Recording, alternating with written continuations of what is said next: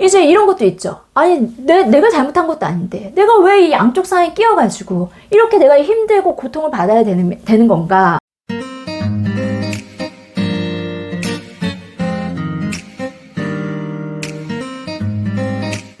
안녕하세요.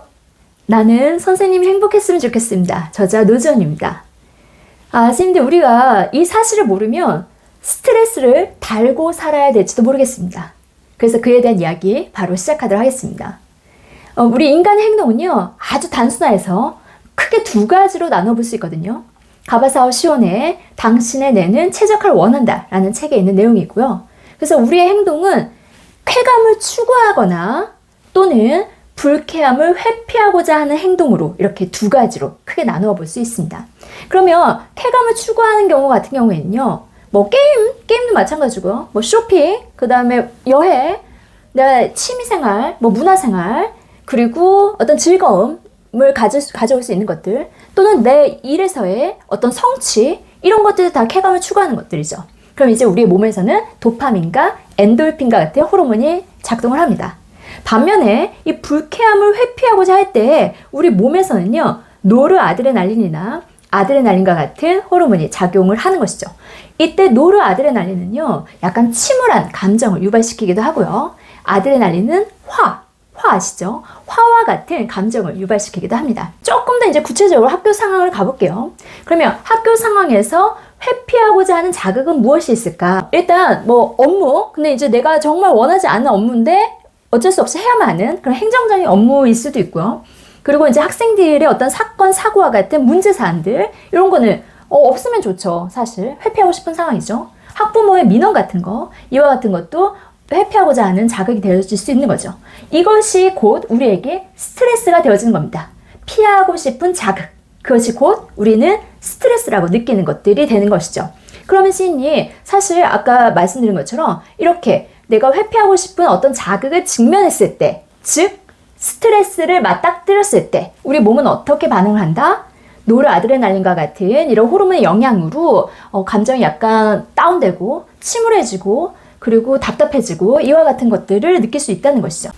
그럼 노르아드레날린 되게 나쁜 호르몬이네 이렇게 생각하실 수 있는데 사실 그렇진 않습니다. 근데 이제 뭐가 문제가 되냐면 이게 적절하게 분비가 되면 상관이 없는데 이제 그 스트레스 상황에 오랫동안 지속적으로 내가 노출되어졌을 때 그때 그 다음 단계로 간다는 게 문제가 되는 거죠. 그 다음 단계가 진짜 스트레스 호르몬인 코르티솔 호르몬 같은 것이 분비되기 시작합니다. 근데 이제 이 코르티솔 같은 경우에는 이제 면역력을 다운시키거나 어떤 질병의 원인을 야기하기도 하는 것이죠. 그럼 선생님 조금 더 구체적으로 더 들어가 볼게요. 우리가 아까 말한 어떤 행정적인 업무들, 그거는 조금 내가 하기 싫고 귀찮아서 밀어놓을 수는 있어요.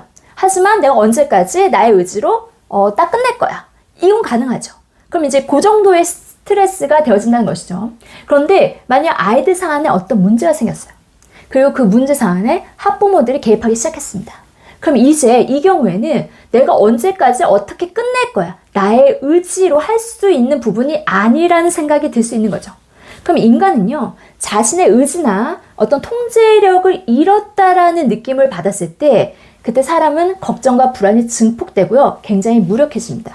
그럼 이 걱정과 불안이 증폭되어지게 되면 부정적인 감정과 생각을 유발하게 되고요. 그 부정적인 생각과 감정은 더 많은 최악의 시나리오까지 과도한 생각을 유도하게 되는 것이죠.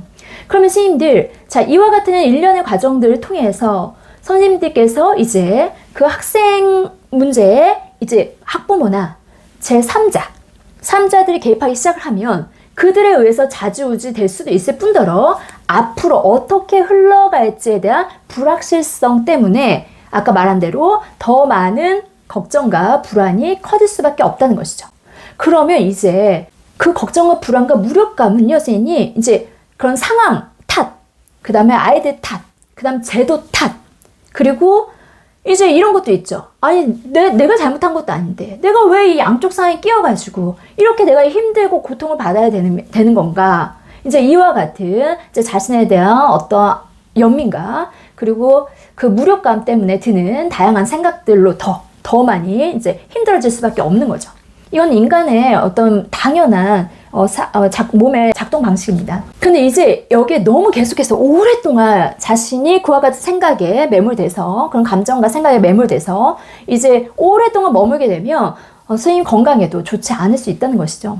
그래서 일단 선생님이 제 영상을 보시고 그냥 끝 하지 마시고요. 정말 그런 내가 회피하고 싶은 상황에 직면했을 때, 즉 일명 스트레스라는 상황에 직면했을 때 그때 요 이야기를 꼭 떠올려 보셨으면 좋겠습니다.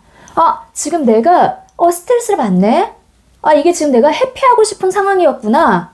그러면 내 몸에서는 어떤 호르몬, 이 호르몬 이런까지는 모르셔도 돼요. 이 호르몬에 의해서 굉장히 침울하고 답답하고 감정이 다운되는 이런 마음을 느끼겠구나. 지금 거기에서 드는 부정적인 생각과 감정이구나. 이거를 떠올리시는 겁니다. 우리 몸의 작동 방식을 이해하시면요, 조금 더 이 감정과 상황을 분리시킬 수가 있어요. 즉, 선생님이 어떤 메타인지라고 해야겠죠. 이 메타인지를 작동시켜서 지금 내가 이 상황이 있었고 이 상황을 맞닥뜨렸을 때 내 몸에서 어떤 이와 같은 일련의 과정들이 있었고, 그래서 이런 감정과 생각을 느끼고 있구나. 요것만 알아차리시고 내 몸의 이 작동 방식을 이해하시게 되면 좀 더 자신의 그 부정적인 감정을 수용하고 인정하실 수 있는 거죠. 아, 그래서 내가 지금 이러한 호르몬 영향으로 이런 감정을 느끼고 이렇게 마음이 힘들어지고 있는 거구나. 그러면 이게 정말 신기하게 자신에 대한 감정을 수용하고 인정하게 되면 정말 그 부정적인 감정을 좀 더 다운시킬 수 있습니다. 제가 이제까지 셀프원을 좀 더 다운시키세요 이런 이야기 했던 이유이기도 하고요. 그러면 비로소 이 부정적인 감정이 좀 다운돼야 마음이 평온해지면서, 그러면 이제 어떻게 하지? 그 다음에 이제 대안을 찾기 위한 그 힘을 조금 더 얻으실 수 있어요. 그래서 사실은 우리가 이제 제도 탓이나 남 탓이나 상황 탓이나 너무했다 어쨌다 이렇게 그냥 서로 좀 그 힘듦을 받아들여주면 그 순간 힐링은 되고 위안은 되지만 그럼 그냥 끝이에요. 여기서 사실은 또 중요한 건 나의 감정을 수용한 이후에 그 다음에 내가 이걸 그럼 어떻게 해결할까?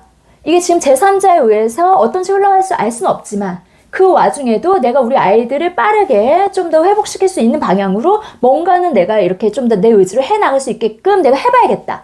그와 같은 셀프 투 쪽으로 전환을 시키면서 약간 몇 번 이렇게 되뇌어 주시는 게 중요한 거죠. 내가 할 수 있어. 내가 이것을 나의 통제와 나의 의지로 해낼 수 있어. 나에겐 그와 같은 힘이 있어.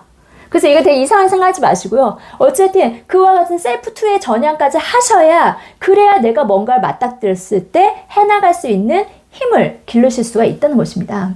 그래서 이제부터 어떤 상황에 맞닥뜨렸을 때 내 몸의 어떤 작동 방식을 이해하시면 그 상황과 감정이 분리될 것이고요. 그 분리된 후에도 자꾸 몇 번 내가 나에게 이와 같은 힘이 있다는, 내가 나의 내면의 힘을 동원할 수 있다는 그와 같은 것을 좀 더 되뇌어 주시면 선생님이 좀 더 단단하게 어떤 일들을 처리해 나가실 수 있을 것 같습니다. 오늘도 긴 시간 함께 해주셔서 감사합니다. 다음 시간에 더 좋은 영상으로 찾아뵙도록 하겠습니다. 감사합니다.